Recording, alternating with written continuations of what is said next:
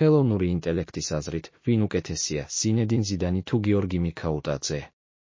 ეს შედარება, ეპოქების შეჯახებაა. ორი ფეხბურთელი, ორი გმირი. მაგრამ სრულიად სხვადასხვა დროიდან. ზიდანი. მესტერი, შემოქმედი დირიჟორი მოედანზე.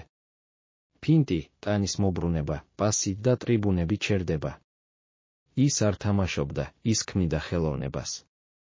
მსოფლიოს ჩემპიონი, ევროპის ჩემპიონი, ჩემპიონთა ლიგის გამარჯვებული. ზიდანი, ეს სახელი მთელ მსოფლიოს იცნობს.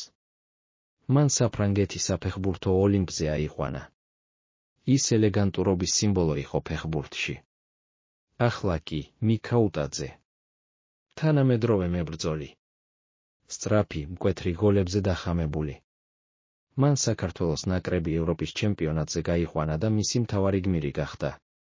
გოლები, ასისტები, ლიდერობა და ეს ყველაფერი იმ ეპოქაში, სადაც თითოეული მატჩი ფინალივითაა. საქართველოსთვის ის სინათლეა. ახალი თაობის სიმბოლო. ის, ვინც ისტორია შეცვალა. მაგრამ ვილაპარაკოთ კულტფრთელად, დიდებულებით, ზიდანი მიუწვდომელია. ლეგენდა. გენიოსი. მსოფლიო ფეხბურთის ხატი. მაგრამ დღევანდელობაში, მიქაუტაძე შეუძლებელს აკეთებს თავისი ქვეყნისთვის. ის, ამ დროის გმირია. თუ ზიდანი იყო ხიდი დიდებაზე, მიქაუტაძეა ის, ვინც აშენებს მას თავიდან. აგური აგურზე. დასკვნა, ზიდანი, მთელი მსოფლიოს ლეგენდაა. მიქაუტაძე, საქართველოს სიამაყე. სხვადასხვა დონე. სხვადასხვა ეპოქა.